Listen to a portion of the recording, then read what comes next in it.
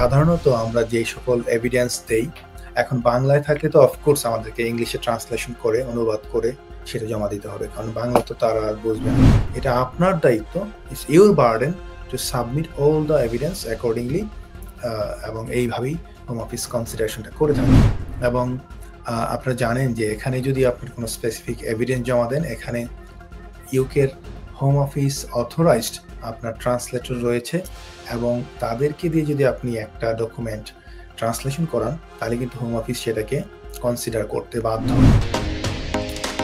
Stonebridge Legal Solutions Limited, your trusted immigration partner. ডকুমেন্টেশনের প্রিপারেশনের যে বিষয়টা, অনেক নিউজ পেপারের আর্টিকেল, অনেক সময় হয়তো তিনি রাজনৈতিক হয়রানির শিকার হয়েছেন এবং তিনি জেল খেটেছেন, অথবা তার নামে রাজনৈতিকভাবে মিথ্যা মামলা দেওয়া হয়েছে এবং তার বাড়িঘরে অগ্নিসংযোগ করা হয়েছে। এগুলোর প্রমাণাদির জন্য হয়তো যে পেপার কাটিংগুলো সাবমিট করেন, বাংলাদেশের বাংলায় নিউজ পেপারের কাটিংগুলো হয়, এগুলো কি ইংরেজিতে কনভার্ট করে এনডোর্স করতে হয়, বা কোনো একটা আইনজীবীর মাধ্যমে কি এগুলোকে নোটারি করে আনতে হয় দেশ থেকে, নাকি এই দেশে এসে এগুলোকে ট্রান্সলেট করে প্রস্তুত করতে হয়? প্রক্রিয়াটা কি? বাংলাদেশের আইনজীবীদের দ্বারা এনডোর্স করা পেপারগুলো কি এই দেশের হোম অফিস গ্রহণ করে কিনা? জি, তানভীর ভাই, আপনি ঠিকই বলেছেন যে সাধারণত আমরা যে সকল এভিডেন্স দেই, এখন বাংলায় থাকলে তো অফকোর্স আমাদেরকে ইংলিশে ট্রান্সলেশন করে, অনুবাদ করে সেটা জমা দিতে হবে। কারণ বাংলা তো তারা আর বুঝবে না। আর এটা হচ্ছে আমাদেরই দায়িত্ব, আপনার আবেদনকারীর নিজস্ব দায়িত্ব। আপনি আমাদের যে একটা কেস রয়েছে, এই কেসের আলোকে, তানভীর আহমেদ নামে একটা কেস রয়েছে, এই কেসের আলোকে আপনাকে ডকুমেন্টস জমা দিতে হবে। আপনি যেই জিনিসটা প্রুফ করতে চাচ্ছেন সেইটার, এটা আপনার দায়িত্ব, it's your burden to submit all the evidence accordingly, এবং এইভাবেই হোম অফিস কনসিডারেশনটা করে থাকে। তো এখন আপনি যদি বাংলায় কোনো ডকুমেন্টেশন দেন, এটা কিন্তু আপনার কনসিডারেশনে নিবে না, বিকজ তারা তো বুঝবেই না যে আসলে বিষয়টা কি। এই জন্য সাধারণত আমরা আগে যেটা করতাম, সকল ডকুমেন্টেশনগুলি আপনার নোটারাইজড করে বাংলাদেশ থেকে জমা দিতাম। কিন্তু হোম অফিস আপনার গত নভেম্বর 2024 একটা আপনার এই নোটারাইজড ডকুমেন্টেশনের উপর একটা গাইডেন্স বের করেছে।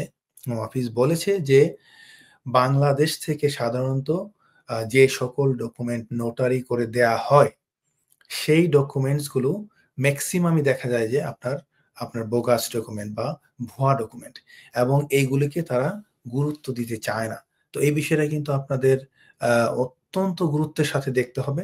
এবং আপনারা জানেন যে এখানে যদি আপনার কোনো স্পেসিফিক এভিডেন্স জমা দেন, এখানে ইউকের হোম অফিস অথরাইজড আপনার ট্রান্সলেটর রয়েছে, এবং তাদেরকে দিয়ে যদি আপনি একটা ডকুমেন্ট ট্রান্সলেশন করান, তাহলে কিন্তু হোম অফিস সেটাকে কনসিডার করতে বাধ্য। সো আমি প্রিয় দর্শকদেরকে বলবো যে আপনারা যদি সম্ভব হয়, কারণ আমি জানি এটা একটু এক্সপেন্সিভ, বিকজ বাংলাদেশে করলে যে জিনিসটা আপনি 500 টাকায় করাইতে পারবেন, এখানে এটা করাতে গেলে হয়তো আপনাকে 100 পাউন্ড লাগবে বা 200 পাউন্ড লাগবে। তো এই যে বিষয়টা, যে ডিফারেন্স মানি, লাইক আপনার 5 পাউন্ডের জিনিস এখানে 100 পাউন্ড দিয়ে আপনি ট্রান্সলেশন করাতে হয়। কিন্তু করাতে হলেও এটা কিন্তু হোম অফিস, যদি আপনি মনে করেন যে এই ডকুমেন্টসটা ভেরি ইম্পর্টেন্ট, আপনি অবশ্যই চেষ্টা করবেন এখানে যারা হোম অফিস অথরাইজড আপনার ইন্টারপ্রেটার বা ট্রান্সলেটর আছে, তাদেরকে দিয়ে অনুবাদটা করিয়ে নেওয়া। কারণ এটা এখন তো আরো সহজ, আপনি এআই দিয়ে বাংলা ট্রান্সলেশন কি ইংরেজি করে জমা দিবেন। অনেকে এটাও মনে করতে পারেন যে আমার আরো ফ্রি অফ কস্টে আমি এআই দিয়ে ট্রান্সলেশন করে সাবমিট করে দিব। সেটা কি গ্রহণযোগ্য হবে? সেটা গ্রহণযোগ্য না, কারণ it has to be authorized by someone. এখানে যারা আপনার অ্যাপ্রুভাল ট্রান্সলেট করার জন্য অথরাইজড রয়েছেন হোম অফিসে, তাদের সার্টিফিকেট এবং সিল থাকতে হয়। সো আদারওয়াইজ এই জিনিসটাকে কিন্তু গ্রহণ করবে না। কারণ এখানে আপনি যদি নিজে মনে করেন যে আমি তো নিজেই ইংলিশে পিএইচডি করা, ঠিক আছে, অথবা আমি হয়তো গুগল ট্রান্সলেটর দিয়ে ট্রান্সলেট করে ফেললাম, এআই দিয়ে করে ফেললাম, আপনি যেটা বললেন, তো এই বিষয়টাকে কিন্তু তারা গুরুত্ব দিবে না। এবং এই ডকুমেন্ট আপনার কনসিডারেশনে না নিলে দেখা গেছে যে আপনার হয়তো মেরিট রয়েছে, কিন্তু আপনার এই ডকুমেন্টটা কনসিডারেশনে না নেওয়ার কারণে আপনার আবেদন প্রত্যাখ্যাত হতে পারে।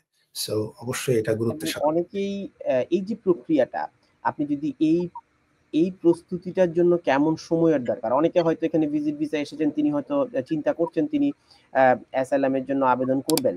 তো এই প্রস্তুতির জন্য কেমন সময় লাগে? ট্রান্সলেশনের জন্য কেমন সময় লাগে? একজন হোম অফিস অথরাইজড ট্রান্সলেটর কিভাবে বের করবে? কিভাবে তাদের সাথে যোগাযোগ করবে?